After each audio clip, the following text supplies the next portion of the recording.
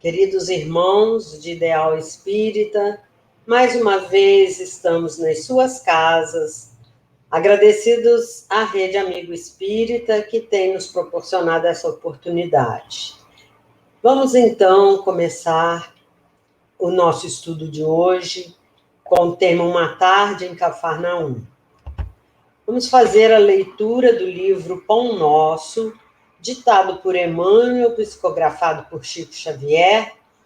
A leitura é o número 163 e o título é Agradecer. E Paulo, na carta aos Colossenses, no capítulo 3, versículo 15, nos diz assim: e sede agradecidos. É curioso verificar que a multidão dos aprendizes está sempre interessada em receber graças. Entretanto, é raro encontrar alguém com a disposição de ministrá-las. Os recursos espirituais, todavia, em sua movimentação comum, deveriam obedecer ao mesmo sistema aplicado às providências de ordem material. No capítulo de Bênçãos da Alma, não se deve receber e gastar insensatamente, mas recorrer ao critério da prudência e da retidão, para que as possibilidades não sejam absorvidas pela desordem e pela injustiça. É por isso que, em suas instruções aos cristãos de Colossos, recomenda o apóstolo que sejamos agradecidos. Entre os discípulos sinceros, não se justifica o velho hábito de manifestar reconhecimento em frases bombásticas e laudatórias. Na comunidade dos trabalhadores fiéis a Jesus, agradecer significa aplicar proveitosamente as dádivas recebidas, tanto ao próximo quanto a si mesmo. Para os pais amorosos, o melhor agradecimento dos filhos consiste na elevada compreensão do trabalho e da vida, de que oferecem testemunho. Manifestando gratidão ao Cristo, os apóstolos lhe foram leais até o último sacrifício. Paulo de Tarso recebe o apelo do Mestre e, em sinal de alegria e de amor, serve a causa divina através de sofrimentos inomináveis por mais de 30 anos sucessivos. Agradecer não será tão somente problema de palavras brilhantes. É sentir a grandeza dos gestos, a luz dos benefícios, a generosidade da confiança e corresponder espontaneamente, estendendo aos outros os tesouros da vida. Elevemos, então, nosso pensamento até o alto e, neste momento, nosso sentimento é de gratidão. Agradecer a Deus, a esse Pai tão amado e tão amoroso, que tem nos permitido caminhar em direção à nossa evolução. Muito obrigada, Senhor, porque podemos estar aqui e que entendamos, como nos ensina a lição, a corresponder, a colocar em prática todas as bênçãos que temos recebido. Fique conosco, Jesus, nos ampare e que em seu nome nós possamos iniciar o nosso estudo de hoje. Que assim seja. Bem, companheiros, hoje nós vamos falar de uma passagem do Evangelho que se deu em Cafarnaum, a cidade tão amada e querida do nosso Jesus Cristo.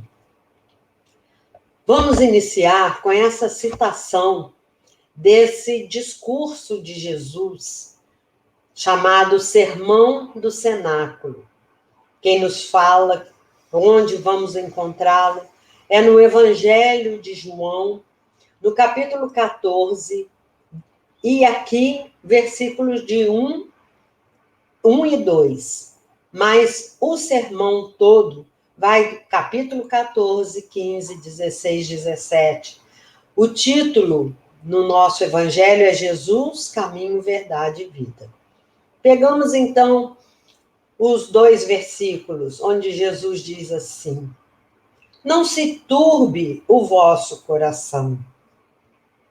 Neste sermão, diferente do sermão da montanha, Jesus vai se dirigir aos seus discípulos, aqueles que estavam junto com ele sempre.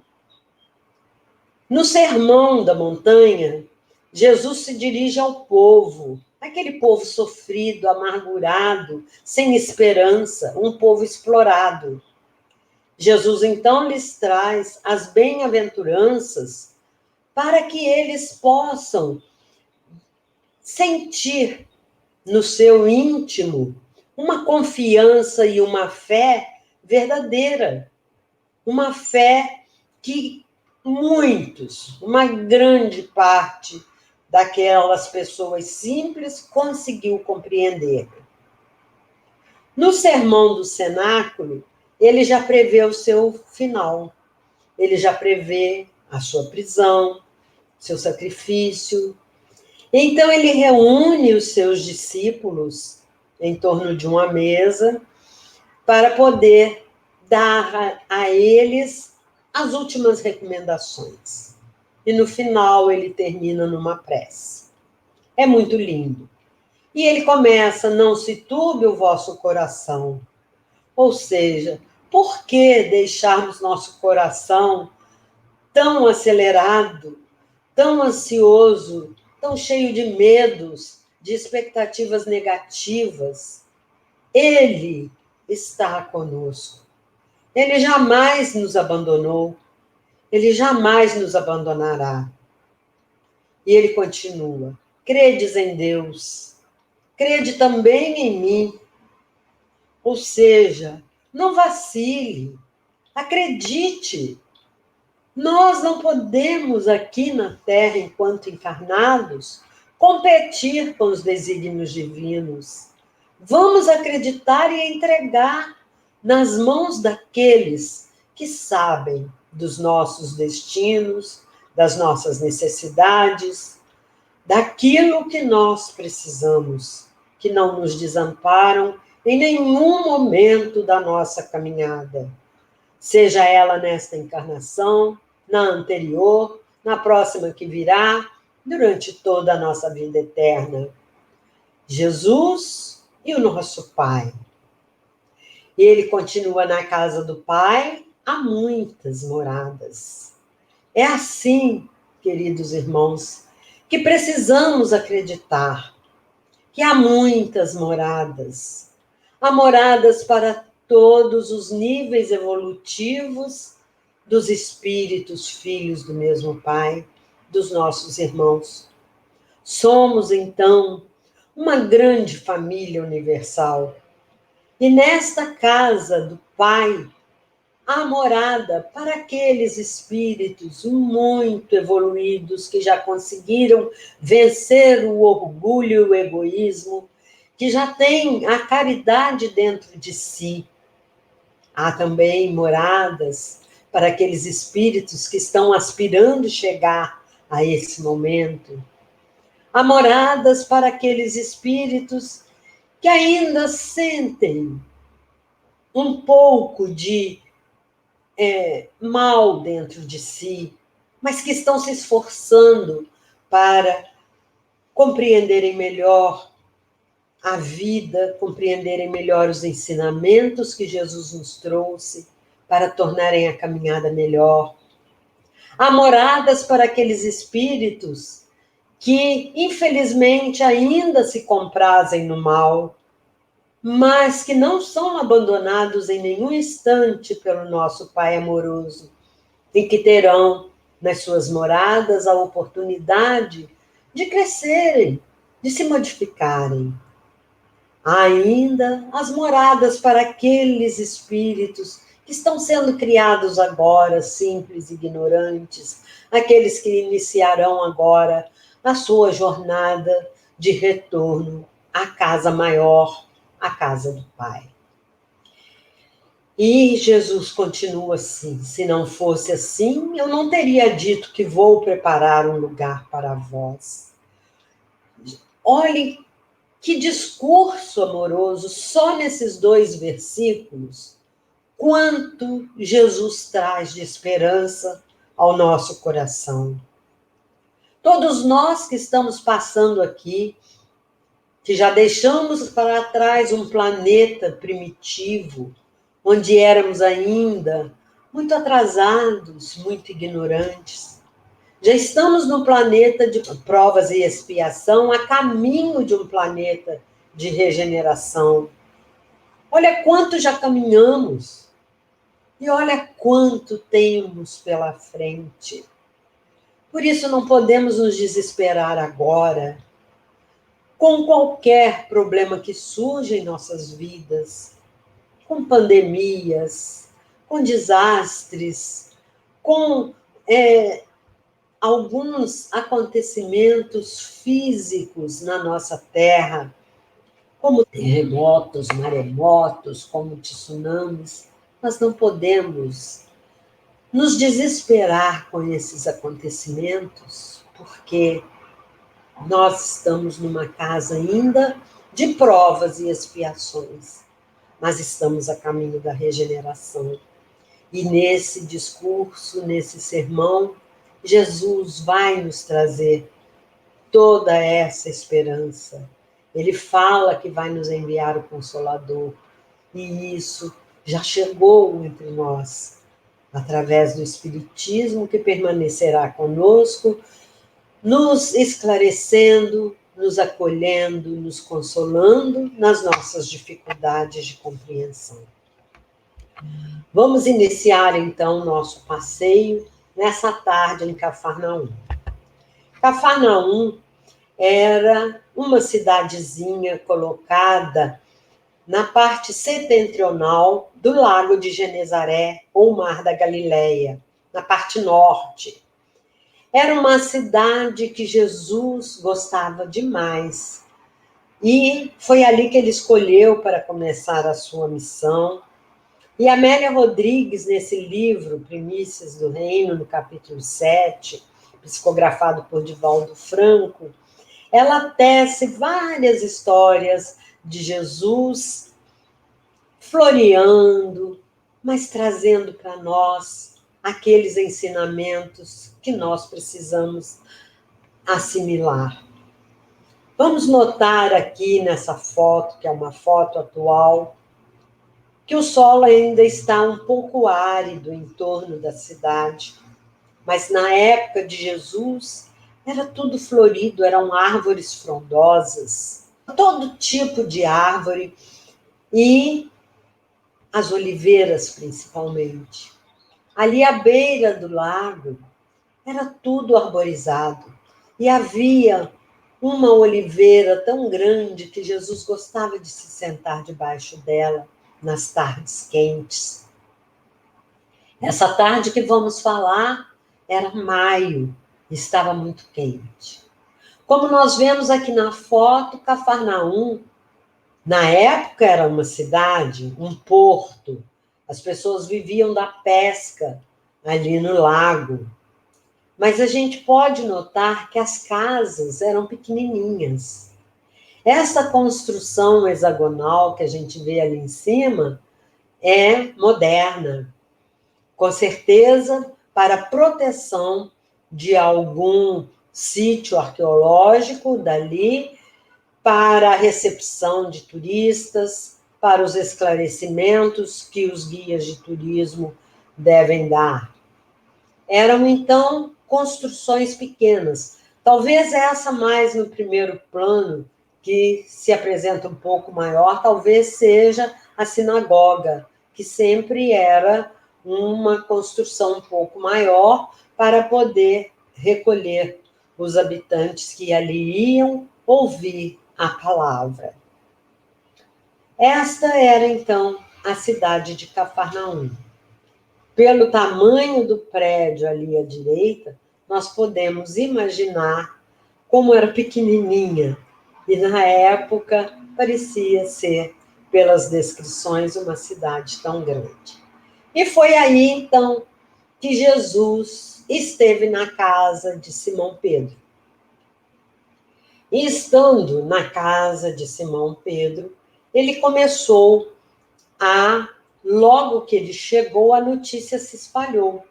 E aquelas pessoas sofridas, aquelas pessoas que tinham as suas mazelas, que tinham as suas doenças, que tinham os seus problemas morais, espirituais, as suas dúvidas, aquelas pessoas acorreram à casa de Pedro. Nessa cidade existia um homem chamado Natanael ben Elias. Natanael era paralítico. Ele vivia em cima de uma cama, de um catre. E ele tinha uma vontade enorme de ser curado. Ele tinha muita fé, acreditava que quando o Senhor viesse a Cafarnaum, ele iria procurá-lo, porque ele tinha certeza da sua cura.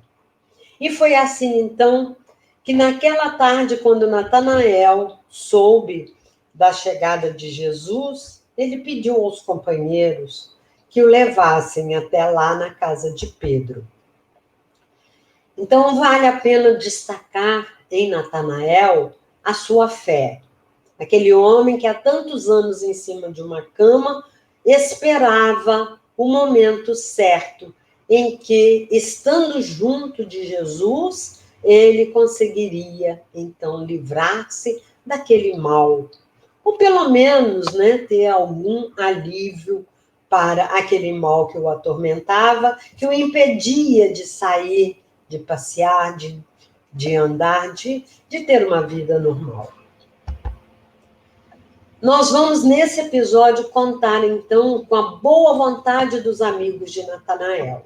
Estes chegaram lá e, a pedido de Natanael, colocaram-no numa cama, tipo uma maca, que já era a cama dele, e foram levando até a casa de Pedro, para que ele pudesse encontrar Jesus.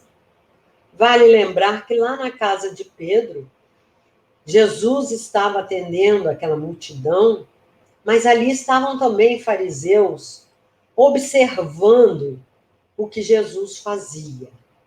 Sempre tem aquele que desconfia, sempre tem aquele que não acredita muito e que estava ali a fim de observar Jesus para ver se conseguiam algum motivo para poder ir contra Jesus. Então, vamos destacar aqui a boa vontade dos amigos de Natanael. O merecimento. Nós vamos ver no decorrer da história que Natanael, naquele momento, ele mereceu ser curado por Jesus. Mas muito interessante é que quando chegaram à casa de Pedro, a multidão era muito grande. E os amigos de Natanael não conseguiram abrir caminho na multidão para poderem chegar até a casa. Um deles, então, teve uma ideia. Vamos dar a volta e subir por trás da casa. Imaginem a dificuldade. Montar uma escada e subirem com ele. Por isso nós destacamos a boa vontade dos amigos de Natanael. Ali chegando, subiram com ele e abriram uma clareira no teto da casa. Afastaram as folhas de palmeira, outras estacas que haviam ali, que formavam o teto, abriram uma clareira, amarraram cordas na cama e desceram aquele homem, aquele farrapo humano, desceram ali no meio da sala da casa de Pedro. E foi ali, então, que Jesus curou Natanael. Quando Jesus olhou para ele, perguntou assim: Natanael ben Elias, acredita que posso curar-lhe? E Natanael, então, levou um susto muito grande. Como aquele homem poderia saber o meu nome? E era com aquela voz aveludada, com aquela voz doce, mas com uma voz muito firme, que Jesus lhe pergunta: crês que eu te posso curar? E ele diz: sim, eu creio. Mas, Senhor, como o Senhor sabe meu nome? O Senhor me conhece? E Jesus, então, com aquela brandura, com aquela ternura, responde para Natanael: sim, eu lhe conheço, Natanael, desde ontem. Sou o bom pastor, e em razão disso eu conheço nominalmente todas as ovelhas que o Pai me confiou. Que maravilha de resposta Jesus deu a Natanael. Eu o conheço desde ontem, ou seja, desde a eternidade.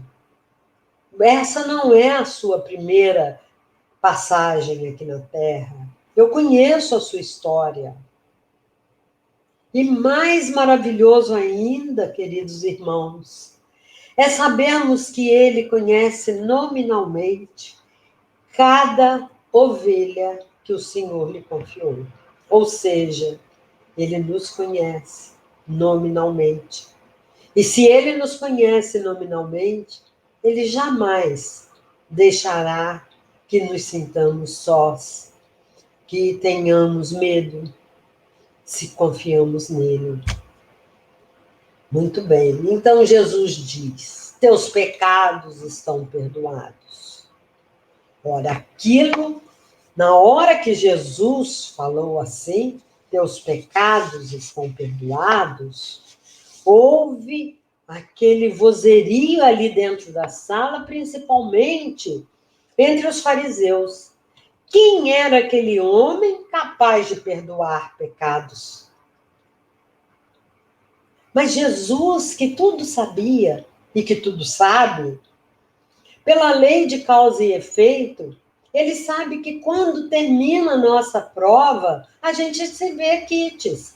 Quando nós temos uma dívida num banco, uma dívida com alguém, e nós acabamos de pagar aquela dívida, nós estamos quites. Assim também as nossas provas. Podemos, às vezes, não quitar as nossas provas numa encarnação só, mas a misericórdia divina é tão grande que nos dá a oportunidade de várias outras reencarnações para que possamos quitar esses nossos débitos, corrigir esses nossos equívocos de encarnações anteriores. Fim da causa, findo também está o efeito. E aí, então, Jesus diz novamente para aquela multidão que estava ali, assim, estupefata de ver Jesus dizendo: os teus pecados estão perdoados. Ele diz: o que é mais fácil? Dizer ao paralítico: perdoados são os teus pecados? Ou dizer: levanta-te e anda? E olhando para Natanael, ele diz: levanta-te, toma tua cama e vai para a tua casa. Jesus, ali naquele momento, viu que a prova de Natanael chegara ao final e, então, recomendou que ele andasse, como ele realmente levantou e andou, pegasse a sua cama e fosse para a sua casa. Muito bem. Nessa passagem evangélica, nós vamos então ver a doença e vamos ver a cura. O trabalho de Jesus ali para curar aquele mal que ele trazia em si. Nesse livro Mãos de Luz, de Bárbara Ambrenan, nós vamos ver o que é doença, como ela classifica doença. Toda doença é uma mensagem direta dirigida a você, que lhe diz que você não tem amado quem você é, nem se tratado com carinho a fim de ser quem você é. E essa é a base de todo o tratamento, ou seja, ame-se primeiro. Ame você, olhando para você como um ser único, criado por Deus, nosso Pai, para cumprir uma jornada evolutiva. Um ser especial, uma ovelha que é conhecida nominalmente por Jesus. Então, se ame. Se você é capaz de olhar para uma criança e amá-la, de olhar para um filho e amá-lo, de olhar para um companheiro e amá-lo, por que não se amar? Você é especial, você é a pessoa mais importante na sua vida. Essa é a base do tratamento. Você se conhecer e se amar, para evitar que as doenças cheguem antes do tempo. Porque nosso corpo é físico, é material, ele vai se deteriorar. Ele não vai ficar eternamente aqui. Mas o ser espiritual, esse é eterno. É o que nós somos. Essência é o que nós somos. E nós não podemos deixar que essa essência adoeça. Porque quando ela adoece, ela reflete no nosso corpo físico, e aí o nosso corpo físico vai apresentar doenças. Mas continuemos. A cura. Conceitos de cura. No dicionário Aurélio, o dicionário diz que curar é restabelecer a saúde é livrar de doença, debelar doenças. Então, é retirar as doenças. No dicionário não cita que você deve ir à causa da doença. Para você restabelecer a saúde, toma comprimido, toma injeção e vamos debelar a doença. A ciência já diz que curar é fazer voltar a eutonia, que é o contrário da distonia. A distonia é quando alguma coisa está fora do tom no nosso organismo. Aí é a distonia. E o que é curar? É fazer com que o organismo retorne ao estado de saúde, ao estado de eutonia. O Espiritismo vai explicar que o corpo doente reflete o panorama interior do espírito enfermo. Por isso, costumamos dizer que não existem doenças, existem doentes. Tudo começa na nossa mente, no nosso modo de sentir, no nosso modo de pensar. A patogenia é um conjunto de inferioridades do aparelho psíquico. E é para alguém ficar apavorado com isso? Não. Todos nós que ainda estamos no planeta de provas e expiações, todos nós temos inferioridades do nosso aparelho psíquico. Nós nos deixamos levar pelo desânimo, pela raiva, pelo egoísmo, pelo orgulho. Ainda não tem ninguém livre de todos esses sentimentos negativos, não. Nós estamos a caminho, mas ainda não estamos totalmente livres. Temos lutado contra essas ervas daninhas que vêm prejudicar o nosso espírito. Mas essas conquistas não são conquistas rápidas. Não são através de um comprimido, de um antibiótico, que nos livraremos delas. É trabalho contínuo e é trabalho demorado. O remédio eficaz está na ação do próprio espírito enfermiço. Então, somos nós que vamos executar a nossa cura. Leon Denis, no livro No Invisível, ele aí vai nos trazer uma explicação bem esperançosa. Diz assim: existe em cada um de nós um foco invisível, cujas radiações variam de intensidade e amplitude conforme as nossas disposições mentais. Ou seja, a cura para todas as nossas doenças está dentro de nós. Existe esse foco dentro de nós. Existe essa possibilidade muito grande, talvez a única, de nos livrarmos. A fé vivaz, a vontade, a prece e a evocação dos poderes superiores que nos amparam o operador e o sensitivo.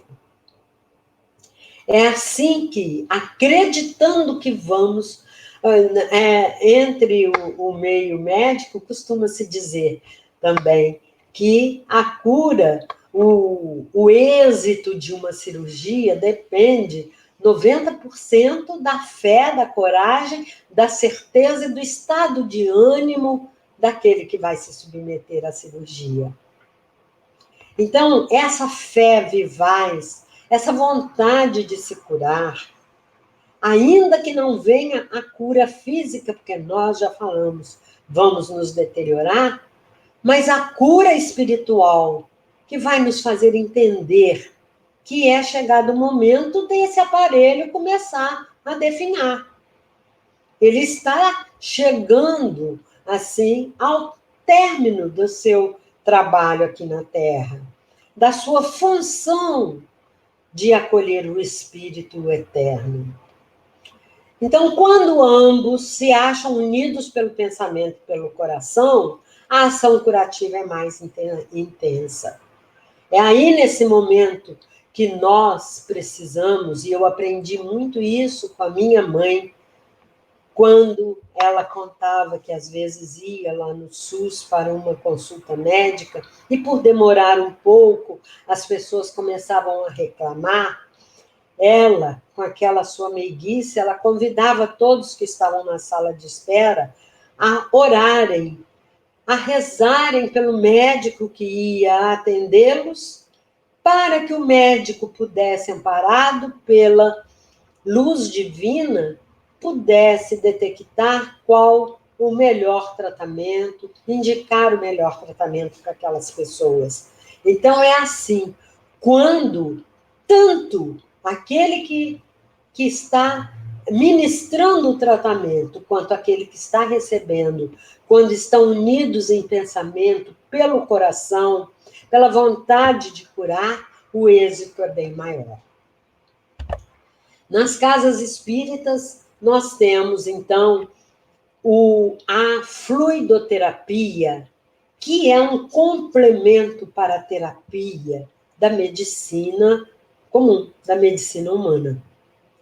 E, geralmente, é uma sala na casa espírita, quando a casa espírita possui essa oportunidade, é uma sala reservada.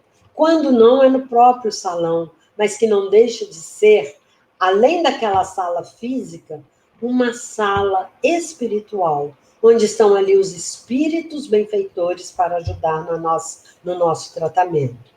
E no livro, então, Nos Domínios da Mediunidade, André Luiz, no capítulo 12, diz assim, que nesta sala se reúnem sublimadas emanações mentais da maioria de quantos se valem do socorro magnético, tomados de amor e confiança. Então, ali naquela sala, seja no salão ou numa sala separada, ali se reúnem aqueles que estão com o coração cheio de boa vontade em ajudar e aqueles que vão ali com o coração cheio de boa vontade e fé para receber. Aqui possuímos uma espécie de altar interior. Altar interior é um trabalho de pureza dos sentimentos. Uma espécie de altar interior formado pelos pensamentos, preces e aspirações de quantos nos procuram, trazendo o melhor de si mesmos. Então, é ali dentro de uma sala onde será aplicada a fluidoterapia, que nós vamos encontrar estes corações repletos de pensamentos bons, de preces, de músicas que nos elevam os sentimentos, quantas delas nos trazem até as lágrimas, para que naquela sala se formem fluidos de amor trazidos pela espiritualidade para poderem ajudar aqueles que ali vão receber o passe, a fluidoterapia. E aí nós vamos mostrar como acontece o passe. Nessa primeira foto, nós vamos ver que o passista, imbuído de toda boa vontade, está ligado aos espíritos benfeitores, aqueles que vêm ajudar a pessoa que vai receber o passe. E as energias ou os fluidos espirituais vêm e penetram neste ser que está aplicando o passe. Que se ele está em sintonia com a espiritualidade, trazendo bons pensamentos, preces, boa vontade, ele vai absorver esses fluidos que vão se somar ao seu fluido animal e serão transmitidos àquele que vai receber o passe. Notemos que aquele que está recebendo o passe, ele está também na mesma sintonia, orando, pedindo para que aquilo que ele veio buscar ali, um equilíbrio emocional, talvez um tratamento até para o seu corpo físico, uma ajuda espiritual para enfrentar algum problema, ele está receptivo. Mas pode acontecer também que o passista vai receber os fluidos da espiritualidade, porque aquele que se propõe a aplicar passe, ele se prepara antes. Então, geralmente ele está apto a receber da espiritualidade. Então, ele recebe aqueles fluidos, transmite para o que vai receber, mas aquele que vai receber está assim, será que eu vou me curar mesmo? Será que esse negócio funciona? Nossa, eu tinha aqui no banco e perdi a hora. E agora? Tomara que acabe logo esse passe. O que vai acontecer com a energia? A energia vai bater nele e vai voltar, por ele estar no momento refratário. Continuemos, então. Nesse livro, Magnetismo Curador, que foi escrito por Lamartine Palhano, era um médico aqui do Espírito Santo, em parceria com a Dalva Silva Souza, que todos daqui do Espírito Santo conhecem. Nesse livro, eles vão dizer que Kardec aponta 3 modalidades dessa ação magnética, desse passe. O magnetismo humano, que nós já falamos, porque nós somos energias. Então, nós também emitimos a nossa energia. O magnetismo espiritual, que nós vimos na foto anterior, aquele que vem dos espíritos que estão ali, naquela sala de passe, que é como se fosse um hospital. Porque ali não são apenas os encarnados que estão recebendo. Os desencarnados necessitados também estão ali recebendo o passe magnético. E nas casas espíritas, então, Kardec recomenda mais o magnetismo misto, que é essa mistura do magnetismo humano com o magnetismo espiritual. E eles continuam. Os efeitos do passe. A ação reparadora do fluido dependerá de 3 fatores relacionados a quem aplica o passe. A pureza do fluido. Eu tenho, como passista, que me preparar para que o fluido que eu vou oferecer seja um fluido o mais puro possível dentro da minha possibilidade de ser um ser humano encarnado utilizando um corpo físico. Então, Eu devo evitar o fumo, a bebida, comidas pesadas, para que a espiritualidade tenha um pouco menos de trabalho para purificar o meu fluido. Eu tenho que ter vontade de ajudar aquele que está sentado na minha frente. E a vontade é um sentimento muito importante nesses momentos, em todos os momentos da nossa vida. E as intenções. Eu devo, naquela hora ali, a minha intenção é de me ligar ao alto, pedir ajuda à espiritualidade para que aquele irmão que está sentado à minha frente possa receber da melhor forma aqueles fluidos. Não podemos esquecer o socorro da oração escudada na fé, isto é, na aceitação da ajuda espiritual. E na adesão a essa ajuda que, felizmente, nunca falha quando é solicitada. Então, se eu peço ajuda, se eu peço ali, tanto eu quanto aquele que está recebendo o passe, a comunhão de pensamento de nós dois, com certeza o efeito vai ser maior. Lento, é lento. Como a homeopatia é um tratamento lento. Mas que traz um bem-estar muito grande para quem recebe e para quem aplica também o passe. Então, Jesus lhe disse para aquela mulher que sofria de hemorragia: tem bom ânimo, filha, tua fé te salvou, vai em paz. Olha, quem a salvou foi a fé dela. E chegando ali junto a Jesus, ela buscou, né, como uma bomba, sugar aquele magnetismo de Jesus. E nós, nesse momento em que estamos impedidos de ir à casa espírita, muitos companheiros poderão perguntar: mas eu não posso ir assistir a palestra e receber o passe. Então, eles também vão nos explicar como recorrer ao autopasse. Eu posso me aplicar um passe nessas situações que às vezes aparecem na nossa vida, como agora, nesse impedimento de irmos à casa espírita ou de termos uma equipe que visita os lares. Quando que eu devo recorrer? Quando o cansaço físico chegar até mim, quando eu estiver com defasagem das energias nervosas ou em caso de enfermidade. Neste caso, eu vou me ligar ao alto, eu vou pedir a ajuda espiritual, eu posso até posicionar as minhas mãos sobre o meu organismo, de preferência deitado, sobre o meu organismo e pedir com muita fé, com uma oração muito sincera, com um pensamento muito firme e com aquela certeza absoluta de que o meu anjo da guarda estará ali comigo me ajudando. Poderá ser muito mais lento, mas se eu li uma página, se eu faço uma prece, se eu ouço uma música divina, vocês acham que vai faltar a ajuda espiritual? Olha o que está escrito aqui. Essa ajuda, felizmente, nunca falha quando solicitada.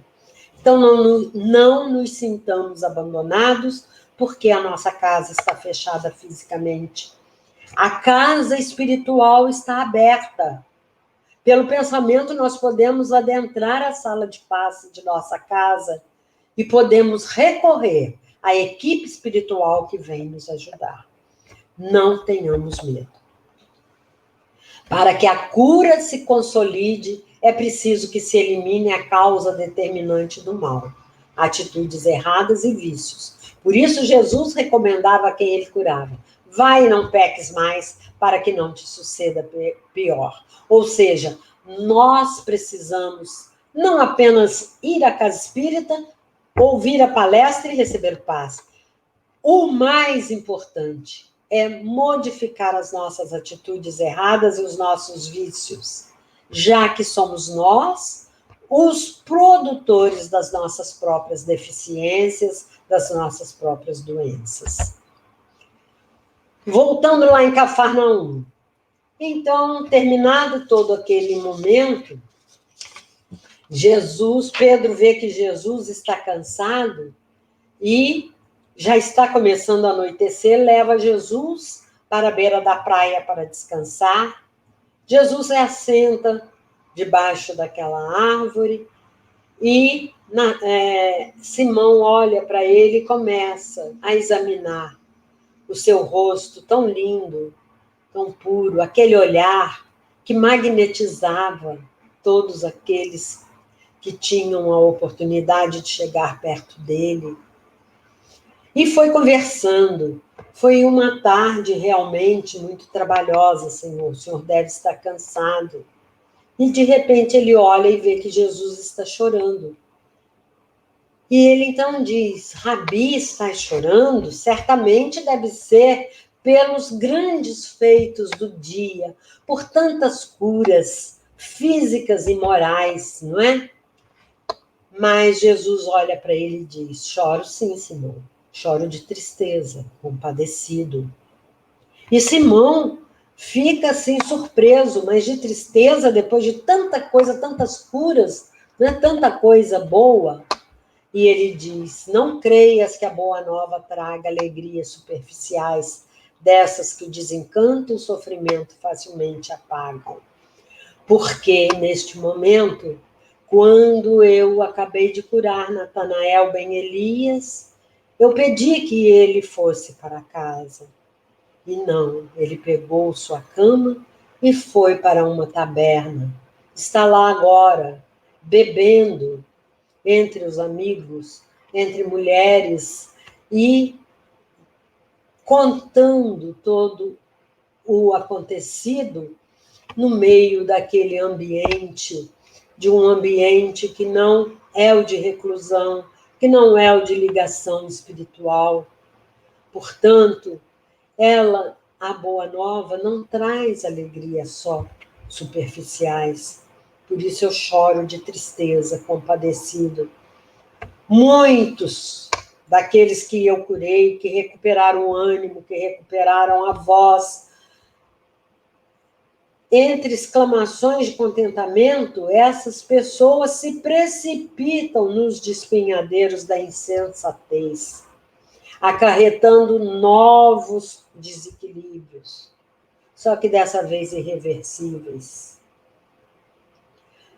Então, mais tarde, Jesus diz para Simão: quando a dor produzir amadurecimento maior nos espíritos, eu enviarei alguém em meu nome para dar prosseguimento ao serviço de iluminação de consciências. Ou seja, por enquanto eu estou aqui curando as pessoas de uma maneira física, para que a fé crie raízes. Mas eles não entendem. Nós que estávamos lá não entendíamos ainda. E ele, no seu sermão do cenáculo, nos promete enviar um Consolador que, permanecendo conosco, ele irá nos ensinar. E por mais triste que seja, ele ainda acrescenta: os métodos eficazes para curar e disciplinar são severos e, por isso mesmo, são indesejados. Olha o que está acontecendo conosco hoje. Quando Eurípides Barçanufo também, numa tarde em que ele, recostado, ele deu um cochilo, ele foi levado às alturas e foi subindo, subindo, subindo, subindo, e quando ele se viu, ele estava diante de Jesus. Jesus assentado debaixo, no meio de uma árvore, a semelhança ali de Simão Pedro. E ele pergunta para Jesus: Senhor, por que choras? Choras pelos descrentes do mundo? E Jesus então diz para ele: não, meu filho, não sofro pelos descrentes aos quais nós devemos amor. Devemos viver de uma tal maneira que eles, olhando os nossos exemplos, eles também passem a crer. Eu choro por todos que conhecem o Evangelho, mas não o praticam. Muito séria essa mensagem de Jesus. Em Mateus, no capítulo 10, de 6 a 8, ele nos diz que Jesus diz assim para os seus discípulos: ide, de preferência, as ovelhas perdidas da casa de Israel. E indo, proclamai dizendo: está próximo o reino dos céus. Curai enfermos, erguei os mortos, purificai leprosos, expulsai daimones. De graça recebeste, de graça dai. É por isso que não se deve cobrar por nada daquilo que nós recebemos de graça. As preces, a alegria, a esperança, o acolhimento, o esclarecimento, os passes, a execução da mediunidade, o exercício da mediunidade quando oferecemos nosso corpo físico para o nosso irmão desencarnado. Assim, queridos irmãos, fica para nós essa mensagem de esperança dessa tarde formosa em Cafarnaum. Lá, Jesus, então, não nos esqueçamos dessas palavras dele. Não se turbe o vosso coração, crede em Deus e crede também em mim. Na casa do Pai há muitas moradas. Se não fosse assim, não teria dito que vou preparar um lugar para vós. E em João ele ainda diz: quem possui os meus mandamentos e os observa, esse é quem me ama. Quem me ama será amado por meu Pai, e eu o amarei e me manifestarei a ele. E quem é que observa os mandamentos de Jesus? O maior de todos: amai-vos uns aos outros, como eu vos amo. Que a paz de Jesus possa permanecer conosco e que neste momento, agradecidos por tantas bênçãos recebidas do alto, nós encerramos aqui o nosso estudo de hoje. Que essa paz que reina dos olhos de Jesus possa penetrar nossos corações e permanecer conosco agora e sempre. Que assim seja. Graças a Deus.